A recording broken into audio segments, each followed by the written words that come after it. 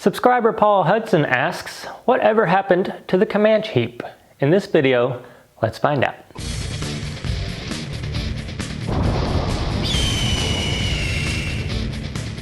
So I get enough of these comments, I could fill a book, but I figured it was time to address it. Joshua Peters, why don't you ever wheel the Comanche? Trey Miller, Matt, where the heck is the Comanche? I missed that rig. Logan Pearson, where has the Comanche been? Alden Myers, Matt, where's the Comanche? Haven't seen it in a while. Corey Curtis, how did the Comanche get wrecked? Let's go over those questions and more. Today, we'll talk about the Comanche. A couple weeks ago, this photo got posted on the Light Bright Instagram, and it was just supposed to be a joke between the two of us, and it kind of spiraled out of control. A lot of people believed it, and it was just a joke. In fact, this guy hasn't worked for CBS in quite a while. And here it is. The Comanche is alive and well. It's been sitting in my garage this whole time. And why haven't I been wheeling it? Well, the last time I did wheel it was Easter Jeep Safari. If you watched that video, I was really rough on it on the last day. And it's needed some work since then. And I just haven't had time to do it. This is supposed to be my winter wheeling rig. And it's just now becoming winter, so I need to get some work done. So let me show you what needs to happen to this thing before I can wheel it. And then in the next few videos, that's what we'll be doing. We'll be getting this thing ready for some wheeling once again.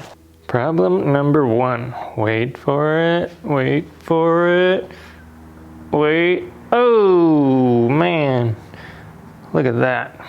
Now I knew these perches, these spring perches needed some additional bracing as soon as I built them. And I really did mean to get around to doing that, but I never did. So this took a beating in this video. Whoa! And ever since then, it's been a little bit crooked. So my plan was to weld another piece of steel on here to make this whole thing stronger. But also I need to, oh, I just got gunk all over me. But also I need to add some bracing. So maybe just a brace over the top like this. Of course, it can't go down too far. It would have to have a hoop in it. I don't really want to do that though, because I'm afraid it's going to mess up the look of the bumper of that W. I could do like a little gusset from here to here. Again, not sure how that's going to look, but either way, I need to fix that. Not only because it's bent, but it's going to get more bent, and I want to fix that side before it gets much worse. That's number one. Check out number two. It's really hard to see up in here, but check this out. This guy right here. So my radiator is right here, and this is a brace that Jeremy made for me, and it's not supposed to be for anything except the radiator. But somehow during this climb,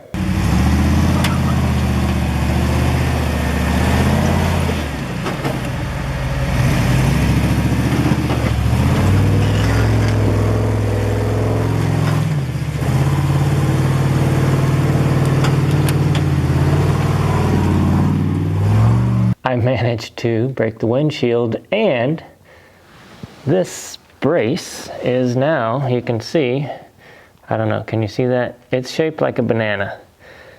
So that means my frame is bent somehow. I don't think it's a big deal, but I need to figure out something to keep that from getting even worse. My frame is held together by this giant, massive bumper, not just 4 inches in front of that.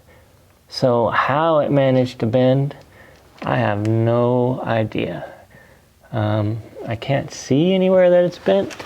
It doesn't look crazy anywhere. The only thing crazy is that banana-shaped brace, but something went major wrong there. And as I mentioned in that same climb, the window snapped.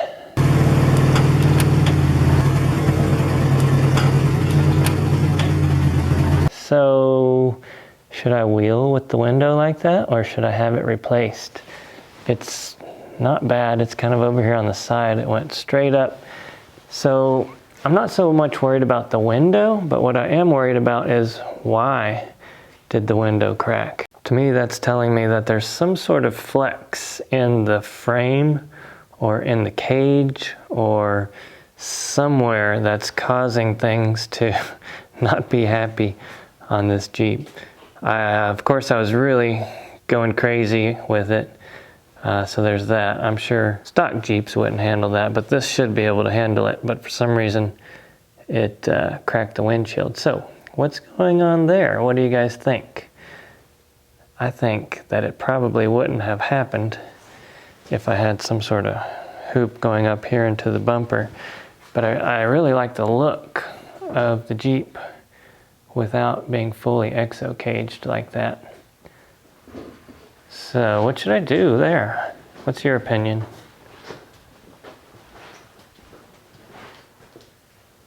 Hey, fun fact, did you know that somebody made an exact replica of this Jeep for a video game called Mud Runners? He goes by Terminator, and this thing is amazing. Check this out. It looks exactly like the Comanche down to every detail, even the little BleepinJeep tags flapping in the wind. How cool is that? It's also been made into a little tiny Matchbox car replica by a guy named Sanshoku Customs on YouTube. Check this out. Couldn't ask for any better fans than to replicate your builds like that. I do have one suggestion for you though. You need some additional mods, including this, which I didn't add until later. Let's see what you can do. I think we're on issue number 4 that I need to fix, and that is my drive shaft keeps separating. I can tell you exactly why. This rig has too much flex. Let's look up here. This is a question I get a lot as well, is how do these slider boxes work? If you'll notice, I don't have shackles on the leaf spring. The front one is permanently mounted, and the rear one, instead of having a shackle, it slides through this slider box. Well, the slider box works too good. I have too much flex, and so much flex that I've had to add limit straps because that axle just wants to drop out completely. Now the problem with that is my drive shaft is not long enough, and or it was binding because the axle was dropping out so far. It was just, dropping way out and down like this. Well, in hindsight, I wasn't too familiar with these slider boxes, but I angled them somewhat at a downward angle. It's hard to see from the video, but it's not perfectly level, it's down slightly.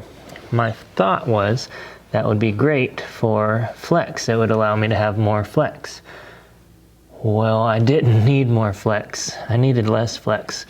So in hindsight, what I should have done is angled these boxes up like this, so that when it drops out, when the axle drops out, it comes up, and that pivots my pinion angle up, or at least keeps it level, because the way it is now, when it drops out, it comes down and it pivots the pinion angle down, puts my drive shaft in a bind, or just flexes out so far. I've got the bind taken care of. It's not binding anymore, but it's flexing out so far that I just don't have enough slip in my drive shaft. So Adams has built me a new drive shaft. I just haven't put it in yet. And this shaft, if you've seen this video on Instagram, now this shaft has a lot of shaft. Check this out. Oh my, that sucker has a lot of way to go. So I think once I get this shaft in, it'll solve my problem. If not, I might have to adjust those slider boxes. But how cool is that? Whoa! Oh, and by the way, if you ever need a drive shaft, Adams drive shaft, I have a coupon code BLEEP20. If you want to use that during checkout, it'll save you 20%. And if you forget that, it's always on my website, BleepinJeep.com. Member discounts. I've got all kinds of codes, not just Adams, but for other companies as well. So if you're going to buy something, check there first. And while I'm on the subject, please click subscribe down there and the little bell right next to it. The way I've described this to people is, if you don't have that bell click, YouTube is now controlled by AI, artificial intelligence. And if it sees that you like to watch, say, cat videos, even though you're subscribed to all Jeep channels, but you watch cat videos, it's gonna say, oh, this guy only wants to see cat videos. We don't care about the Jeep stuff, even though he's subscribed to that. Let's not show that to him. Let's show him more cat videos. And so if you don't have that bell clicked, that's what's happening. So please click that little bell. That'll help us out a lot. And all right, on to the next thing. What else do I need to fix on the Comanche? It was right behind me. You see these two vent holes right here? Those are my attempt at venting hot air out of the engine bay. So I've got a big hole here in the front. I've got two holes there. I've got the same thing on the other side, and then I've got two vents in the hood, but one of which is the intake and one is supposed to be venting hot air out. Now I'm having an overheating issue, and I think the biggest problem is I stuffed too big of a motor inside too tiny of a space, right? I've got the biggest radiator, the biggest, baddest, best radiator you can get. The issue is there's just so much crap in here and there's not enough airflow. At least that's my thinking. So I've got two possible ways that I'm thinking of correcting this. Number one is to add an additional radiator out back that'll act as like a supplement radiator, just a small one by the fuel cell with a fan pushing through it to alleviate some of the heat. My biggest thing though is it's not so much the engine that's getting hot, it's the engine bay that's getting hot. All the plastic and the rubber and everything inside here is getting so hot that it's getting to its melting point, and you can touch it and it's just kind of like gooey, if you know what I mean. So I feel like I need to either remove more fender wells or make a big, huge cowl in the hood. Part of the problem with removing the fender wells though is I've got all this stuff attached to the fender wells. So to remove it, I will have to remove all this stuff and figure out another place for it. And to add to that, part of the fender well is what holds my shock hoop up. So my shock hoop is welded to the frame here. It goes up and over and then is welded to the fender well here. Now I can fix that by just coming down and attaching it here, but it's just, you know, one more thing that I need to do to make this right. If I'm going to add a radiator in the back, it'll probably be a small one just between the fuel cell and the toolbox with a fan on it. The only issue there is warming up the fuel. You don't want to do that. So I could put it below the fuel box or the toolbox, but if I do that, I'll have to worry about rocks hitting it or the suspension travel hitting it. So I'm not sure what I'm going to do there. What do you guys think? What are your opinions of the Comanche? Some of you eagle-eyed viewers noticed this, but I put a 97 and newer window on the driver's side. I need to do that on the passenger side too. I was thinking about making a video on that. Would you guys like to see that? So basically you take out both of these windows and this little triangle window, and you have to replace everything on the internals as well with the 97 and newer. And it requires a little modification too. But I really liked it when I did that, because then you can actually lean out and see what you're doing rather than this tiny little square. You don't have no visibility and you feel like you're trapped in a coffin or something.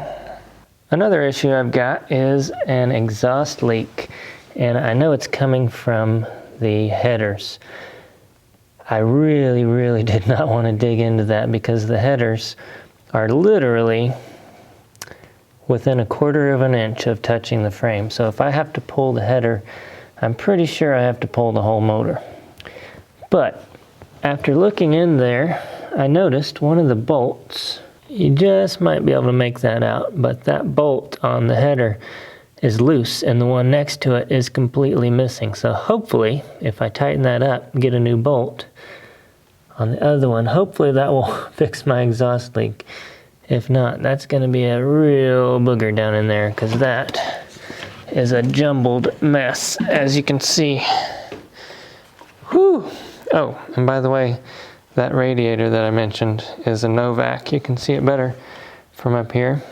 It's completely enclosed, so all the air pulls through these 3 fans.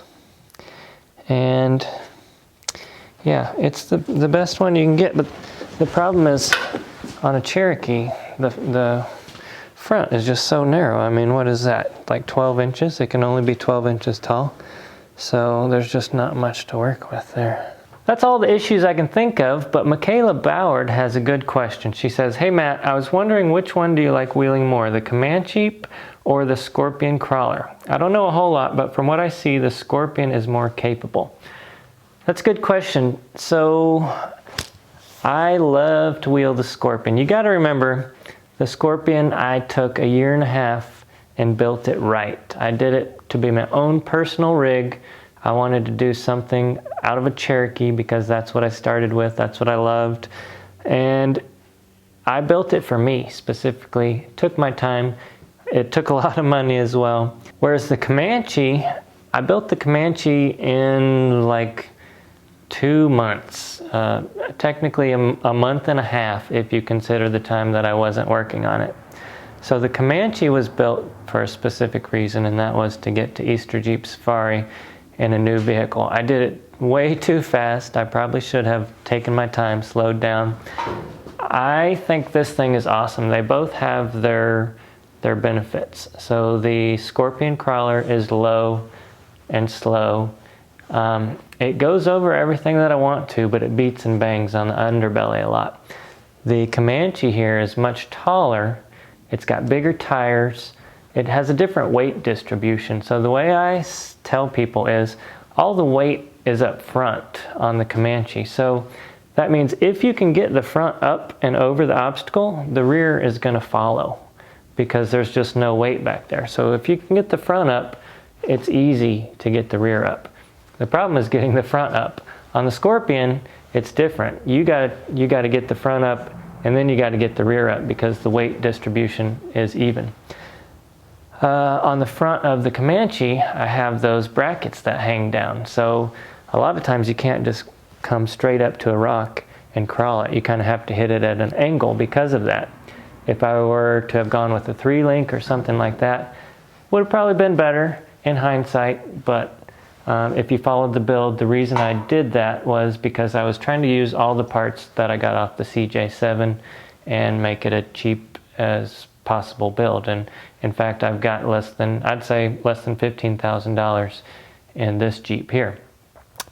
Now the reason I don't wheel this one as much, and you can probably tell from the video, every time I've gone out, I'm pretty sure every time I've gone out in this Jeep, it's broken down on me in one way or another. Now that might be because I beat on it too hard, but it's just not as reliable. I haven't had the seat time in it yet.